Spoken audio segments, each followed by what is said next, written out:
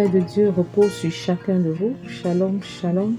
Bienvenue à la préparation de 40 jours de jeûne inspiré 2023 du 20 juin au 29 juillet. Du 20 juin au 29 juillet. Sous le thème « Comment écouter la voix de Dieu ?» Comment écouter la voix de Dieu pour entrer dans ma destinée? Comment écouter la voix de Dieu pour accomplir le plan de Dieu pour ma vie? Comment écouter Dieu pour bâtir un ministère selon le cœur du Père? Comment écouter la voix de Dieu pour vivre mon adolescence, mon enfance, selon ce que Dieu a prévu depuis la fondation du monde? Comment écouter la voix de Dieu pour être la femme, la mère, l'épouse que Dieu veut que je sois? Comment écouter la voix de Dieu pour être le père, le mari, l'époux, l'homme selon le cœur du Père? Comment écouter la voix de Dieu pour construire un foyer sur la base de l'unité, la complémentarité, une sainte descendance biologique et spirituelle? Comment bâtir ma maison en écoutant la voix de Dieu, en étant sensible aux directives du Père? Jour 20, prie avec moi et à haute voix, car tu ne saurais vaincre le diable, tu ne saurais vaincre l'ennemi, la bouche fermée. Il faut déclarer, il faut déclamer, il faut confesser, il faut proclamer la parole de Dieu avec assurance, parce que quand tu déclares, tu écoutes toi-même ce que tu dis, et par tes oreilles, l'esprit est visité. La parole de Dieu au travers de tes oreilles remplit et nourrit ton esprit au nom puissant de Jésus, car l'homme ne vivra pas de pain seulement, mais de toute parole qui sort de la bouche de Dieu. Et je bénis le Seigneur pour le dépôt qu'il met dans le cœur, pour la faim et la soif de sa parole, pour la faim et la soif de sa présence. La présence de Dieu qui est suffisante, la présence de Dieu qui est vivifiante, la présence de Dieu qui est rassurante, la présence de Dieu qui nous libère, qui nous rassure, qui nous restaure. Ta présence, Seigneur, demeurer dans ta présence. Ta présence est tout, ta présence est suffisante, ta présence est agréable, ta présence est toi-même, Seigneur. Nous voulons demeurer dans ta présence par la parole et par la prière, au nom puissant de Jésus. Alors reste focalisé, concentré, connecté au Père. Que ton esprit se connecte à celui du Père et que tu reçoives spirituellement les choses d'en haut au nom de Jésus. Que ta foi soit comme cette voiture, que ta foi soit comme ce véhicule qui transporte tes grâces, tes bénédictions, ta destinée du monde spirituel au monde physique et biologique au nom de Jésus. La foi, la monnaie du ciel, la foi, encore la foi, encore la foi. La foi qui est en toi est suffisante. Romains 12, verset 3. La semence de Dieu qui est en toi, la semence de foi de l'Éternel qui est en toi est suffisante. Aiguise juste cette foi. Exerce cette foi. Tu n'as pas besoin de plus de foi. Et tu n'as pas non plus besoin de faire grandir, afin de demander à Dieu de faire grandir ta foi. Parce que c'est toi qui fais grandir la foi en l'exerçant. C'est toi qui fais grandir la foi en écoutant la parole, en mettant en pratique la parole, en faisant le premier pas de foi. Au nom puissant de Jésus. Pour 40 jours de jeûne, nous prions pendant 40 jours, soit un jour de préparation pour chaque jour de jeûne. Et la préparation va du 10 mai au 18 juin. Et le jeûne lui-même va du 20 juin au 29 juillet. Père, nous te consacrons chacune de ces journées de jeûne. Nous brisons la main de l'ennemi sur tout ce que nous voulons entreprendre dans ce jeûne-là. Nous brisons la main de l'ennemi qui va chercher à nous tenter et même à nous empêcher de faire ce qu'il faut faire. Discipline ta maison avant le jeûne, pendant le jeûne et après. Donne à manger à tes enfants. Prends soin de ta femme, prends soin de ton mari. Ne prive pas l'autre sexuellement.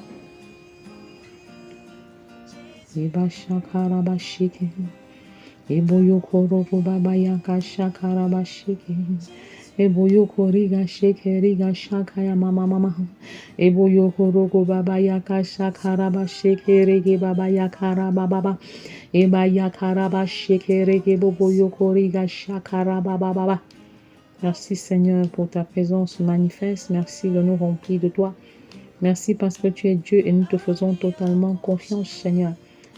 Je plonge dans le sang de Jésus l'avant-jeûne, pendant le jeûne et même l'après-jeûne au nom de Jésus. Je marche sur toute forme de distraction, sur les maladies même des enfants qui peuvent nous distraire. Et je scelle la santé de nos enfants dans le sang de Jésus. Je confesse qu'en cette période, toi, Seigneur, tu contrôles les visites, tu contrôles les visiteurs, tu filtres.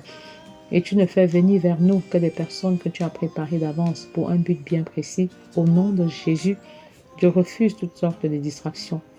Et je refuse aussi de confondre la distraction et la perturbation. Parce que tant qu'il y a changement, il y a perturbation. Veux-tu avoir un changement dans ta vie de prière? Il y aura perturbation. Peut-être perturbation de tes heures de sommeil en matinée. Perturbation de tes heures de sommeil en soirée. Si tu veux veiller au moins 1 heure. Si tu veux réduire au moins 1 heure de ton sommeil.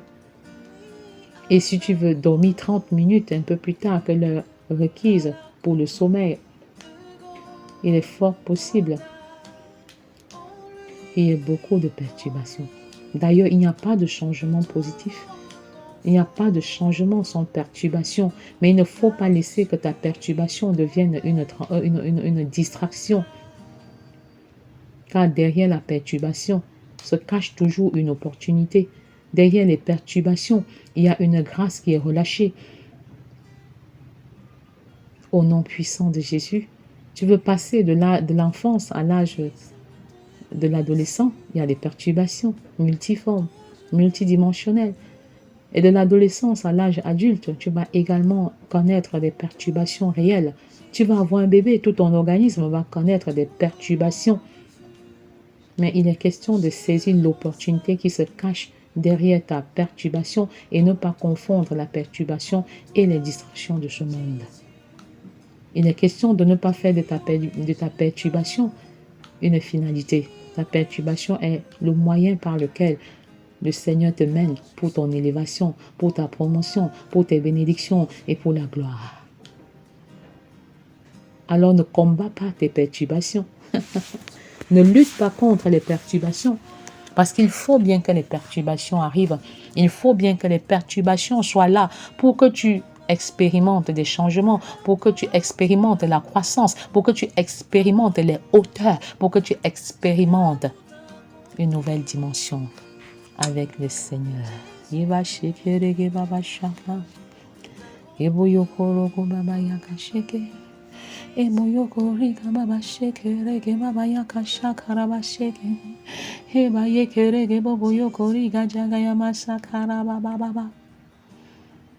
Les hommes, les chrétiens, les femmes veulent des changements, mais ne veulent pas affronter les perturbations qui accompagnent le changement. Il n'y a pas de changement sans perturbation. Il n'y a pas de croissance sans perturbation. Est-ce que tu peux admettre cela? Ça peut être une vérité qui te trouble. Mais sache tout simplement que la vérité est ce qui te libère. Vous connaîtrez la vérité et la vérité vous affranchira. Vous connaîtrez la vérité et la vérité vous rendra libre. Tu veux grandir, alors tu dois passer par des perturbations. Tu veux des changements, tu dois passer par des perturbations.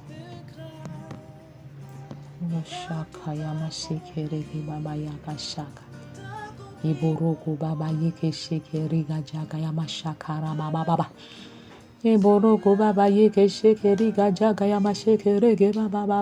que tu peux répandre ton cœur devant le Seigneur? Est-ce que tu peux crier à l'Éternel? Et si tu parles en langue, n'hésite pas de le faire. L'onction de Dieu est relâchée sur nos vies. L'onction de Dieu est relâchée. Un vent nouveau souffle. Un vent nouveau. Un vent nouveau. Le vent de grâce. Le vent de la maturité. Le vent de la croissance. L'onction de prière descend. Eba shakarabasheke. Ebo yokorogo baba yakarabashaka yamasheke. Eba yekerege baba shaka. Eba yekerege bobo yoko shekeri gababa yaka shakara basheke. Eba yekerege baba yokorogo baba shaka yamashaka. Yamashekerege baba shaka. Eborogo baba yaka shekeri gajaga yamashaka rabashekerege bobo yokorogo baba yaka sheke. Eba baba bobo yoko yeke shakara bashaka yamasheke. Ebaraga baba shokorogo baba. Saisis l'opportunité qui se cache derrière ta perturbation et ne laisse pas ta perturbation devenir une distraction. Ne laisse pas la perturbation devenir une finalité.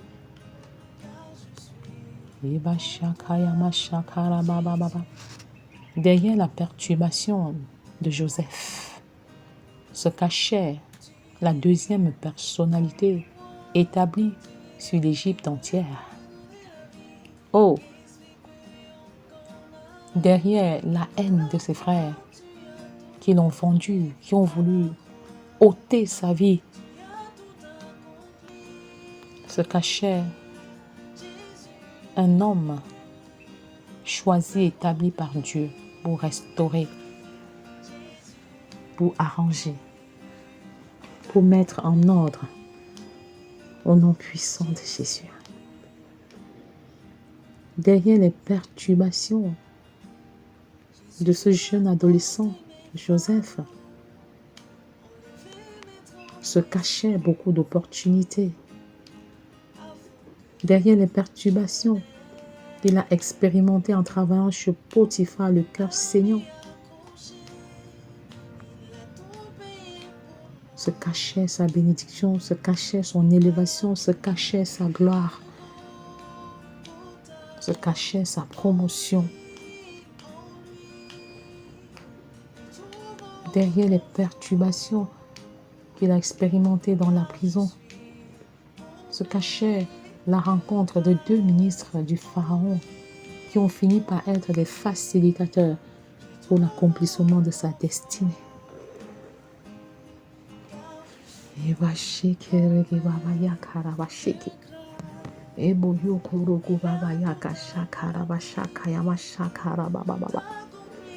Derrière les perturbations expérimentées par le jeune David se cachait un roi selon le cœur de Dieu. Derrière les perturbations de David se cachait un amoureux de Dieu. Derrière les perturbations de David, qui était combattu par Saül, le roi, se cachait un homme intègre. Derrière les perturbations de David devant Goliath, se cachait un excellent soldat, un excellent héros qui a su vaincre le géant sans une formation dans l'armée, comme les soldats qui avaient été séchés et même desséchés pendant 40 jours au soleil sans avoir la foi, le courage et la détermination, l'audace d'affronter Goliath. Derrière les perturbations, derrière les tentatives du roi Saül d'enlever la vie à David, se cachait un roi oint, un roi aimé de son peuple, un roi différent, un roi selon le cœur de Dieu, un roi qui consultait Dieu, un roi qui savait qu'à chaque bataille correspond une méthode que Dieu seul peut révéler.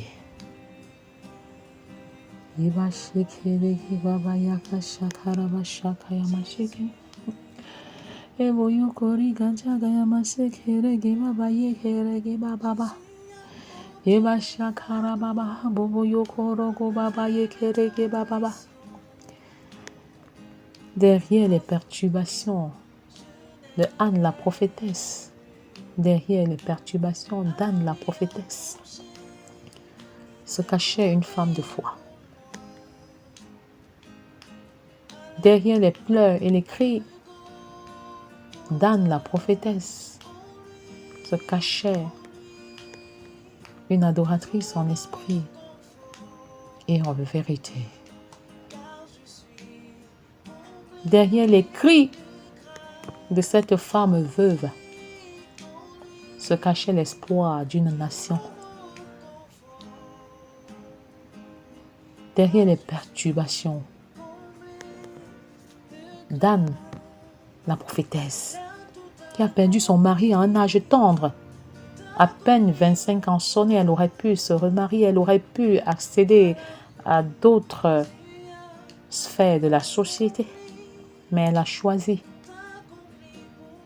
de servir le Seigneur par le jeûne et par la prière. Derrière les perturbations d'une jeune femme qui passe de mariée à veuve, sans aucune forme de préparation, se cachait un évangéliste à nul autre pareil. Anne la prophétesse, dans Luc 2, versets 36 à 37, jeûnait et priait chaque jour dans le temple. Et le jeûne et la prière n'étaient que des moyens et non des finalités. Elle priait et jeûnait pour parler de Jésus à ceux qui attendaient la délivrance de Jérusalem. Oh! Eba shekerege baba yaka shakaraba sheke.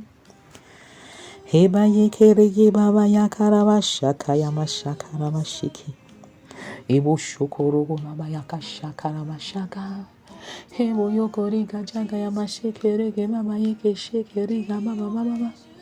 Ebo shokorogo baba yaka shakaraba shekerege baba baba. Hebo shokorogo baba yaka shaka. Hebe shekerege baba yokorogo baba sheke. Heba yekeriga jaga yama shokoriga shaka yama shekerege baba yekeriga baba sheke. Baba yakaraba shaka yama sheke. Hebo yokorogo baba shaka yama shaka. Heba shekerege baba. Heba yakaraba baba baba. Heborogo baba yaka shakaraba shekerege baba yakaraba shakayama sheke. Heboyoko riga baba yaka shakaraba shekerika shekeriga shakayama sheke. Derrière les perturbations d'Anne, la mère de Samuel, se cachait une femme de prière qui répandait son cœur en permanence devant Dieu.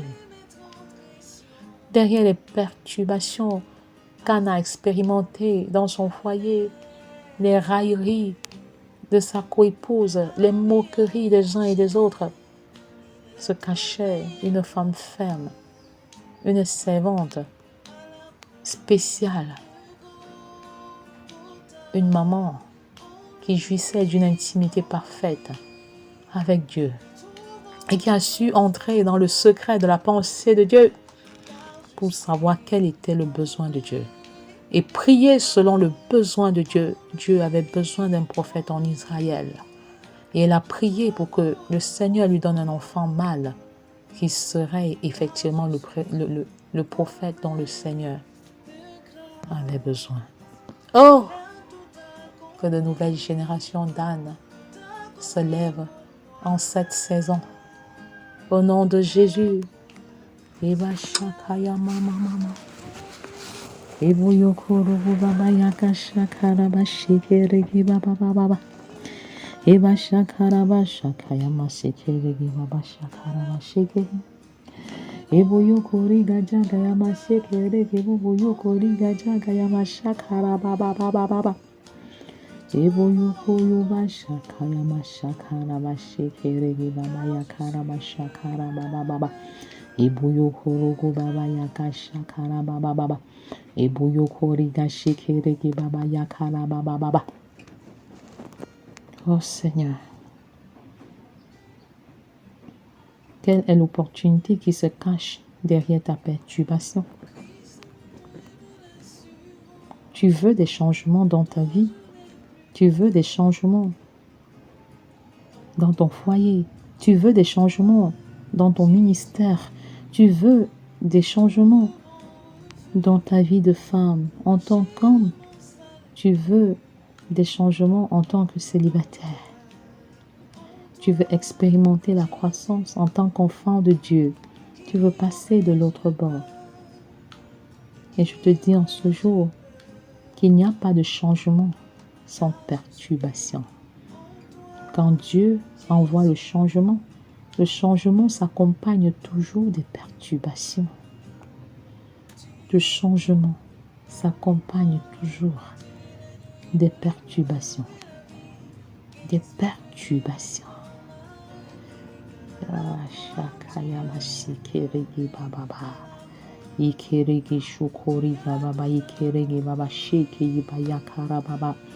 Tu veux expérimenter la croissance spirituelle.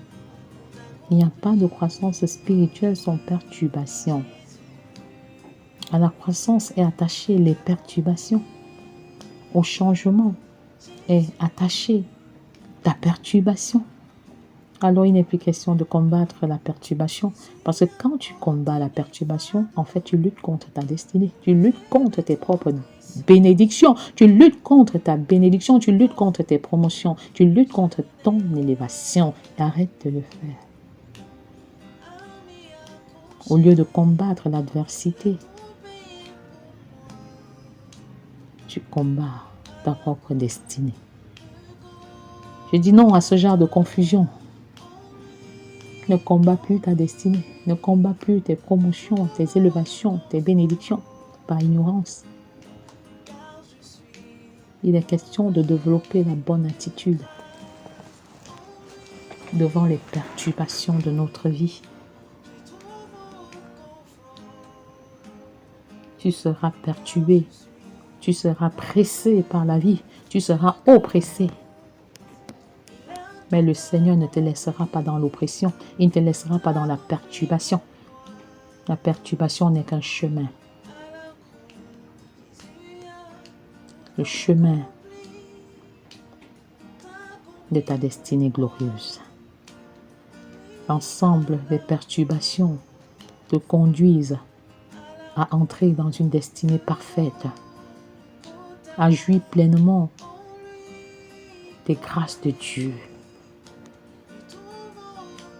Tu ne peux pas fuir les pressions qui s'attachent à la perturbation.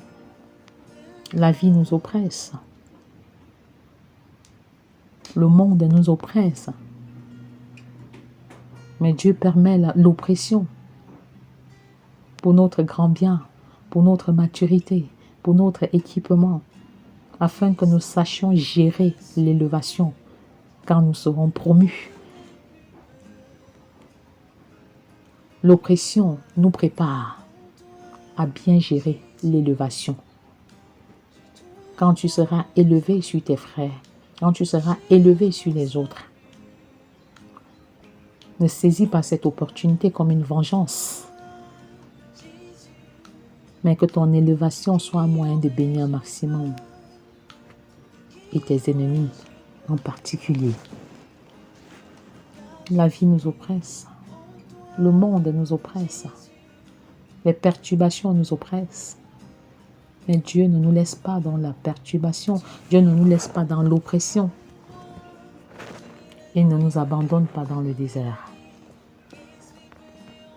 Après la traversée du désert, nous entrons dans le pays où le lait et le miel. Nous entrons à Canaan. Tu es écrasé par les douleurs de la vie.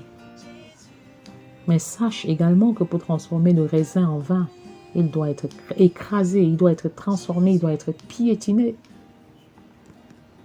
Sache également que Christ a été oppressé, opprimé. Sa chair était semblable à des grumeaux de sang quand il payait le prix pour le salut de l'humanité. Tu as été oppressé, tu as été opprimé. Sache que le Seigneur Jésus en est conscient. Parce qu'il a dit, vous connaîtrez des tribulations dans le monde. Mais rassurez-vous, le Seigneur Christ a vaincu le monde. Il n'y a rien de nouveau sous les cieux. Tu as été opprimé et oppressé. Mais tout ne s'arrête pas là. Le Seigneur a promis de ne jamais t'abandonner, de ne jamais te délaisser. Il est dans le processus de ton oppression. Il est dans le processus de ta perturbation pour t'amener à des transformations extraordinaires. Si je n'avais pas été pris, si je n'avais pas été oppressé, si je n'avais pas été opprimé par la vie, par les vicissitudes de la vie, par les hommes, par les femmes, je n'aurais pas toute la force qu'il faut pour accompagner les familles aujourd'hui. On saisit le côté positif de ta formation par des perturbations, de ta formation par les oppressions, de ta formation. Développe la bonne attitude devant les difficultés et sache que derrière ta perturbation se cache une opportunité. Ne combats donc plus ton opportunité derrière la perturbation. Ne combats plus tes perturbations, mais prie afin que le Seigneur te révèle, exactement l'opportunité qui se cache derrière la perturbation. Aujourd'hui, tu dis, mon mari a changé, ma femme a changé, les choses ne sont plus les mêmes. Mais tu n'as jamais pris la peine de demander à Dieu pourquoi cet état des choses. Pas dans le sens de te plaindre, mais dans le sens de comprendre quelle est l'attitude qu'il faut développer, mais dans le sens de saisir l'opportunité qui se cache derrière ces différentes perturbations.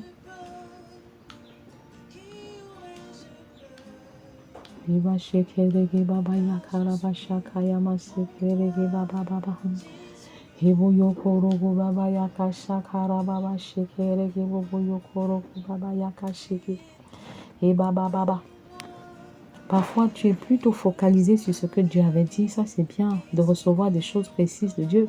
Mais tu ne te rends pas compte que ce que Dieu a dit se réalisera. Mais entre ce que Dieu a dit, entre la promesse de Dieu et la réalisation, il y aura des séries de perturbations. Entre la promesse d'avoir un enfant, la promesse qu'a faite Dieu, la promesse qu'a faite Dieu à Abraham, entre cette promesse et la réalisation de la promesse, il y a eu 25 années de perturbation. 25 années de perturbation. Continue de proclamer les promesses, mais sois sensible au processus qui te mène à l'accomplissement de ta promesse. Sois sensible aux perturbations. La perturbation ne veut pas dire que tu ne vas plus entrer en possession de tes grâces ou de tes bénédictions. Même pour entrer en terre promise. Même pour entrer à Canaan, le pays où coule le lait et le miel, mais il fallait annexer le peuple qui y était. La difficulté ne signifie pas que Dieu est absent. La perturbation n'implique pas que Dieu n'est plus là. Ne va pas trop vite, ne va même pas plus vite que le plan de Dieu pour ta vie. Les perturbations te permettent de forger ton caractère, de te bâtir, de te préparer à bien gérer les élévations sans t'enorgueillir. Les perturbations t'aident à demeurer dans le timing de Dieu, dans le bon temps de Dieu. Demeurer dans le temps de Dieu, car c'est lui qui élève au temps convenable. Si tu es élevé précocement, ton élévation si tu es élevé précocement, ton élévation risque d'être le centre de ta propre chute, le point de départ de ton hécatombe. Ton élévation risque d'être un danger pour le peuple de Dieu et non pour servir, bénir les autres personnes. Donc que ton élévation soit une source de bénédiction. Et Dieu prend du temps pour nous bâtir dans ce sens. Dieu prend énormément de temps pour nous former dans ce sens. Alors retiens que chaque changement s'accompagne des perturbations. qu'entre la promesse et la réalisation de la promesse, il y a beaucoup de perturbations par lesquelles il faut passer. Mais ne te décourage pas, car derrière ta perturbation se cache une opportunité. Saisis cette opportunité et ne combats plus ta perturbation. Car en combattant ta perturbation, tu combats également ton opportunité. Et en combattant ton opportunité, tu combats également ta destinée. Choisis d'avoir la bonne attitude devant l'adversité, devant les perturbations. Et sois sensible à la voix de Dieu. Dieu qui te parle par la voix de ta conscience et qui met des dépôts dans ton cœur, des versets bibliques, des paroles, des visions, des images pendant que je suis en train de parler, et rends totalement grâce à Dieu qui apporte les changements au travers des perturbations, des oppressions. Rends grâce à Dieu qui t'élève au nom puissant de Jésus. Amen. Jésus,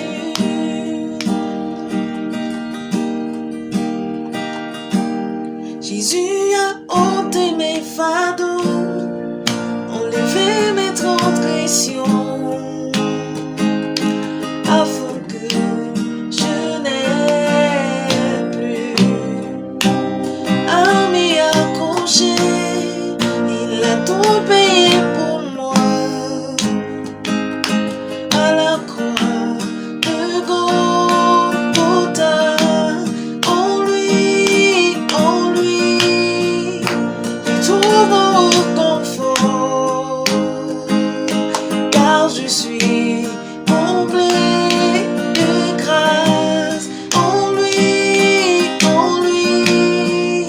je trouve confort, car je suis comblé de grâce. Il a tout accompli pour moi. À la croix, Jésus a tout accompli pour moi. Oui, à la croix de Golgotha. En lui, je trouve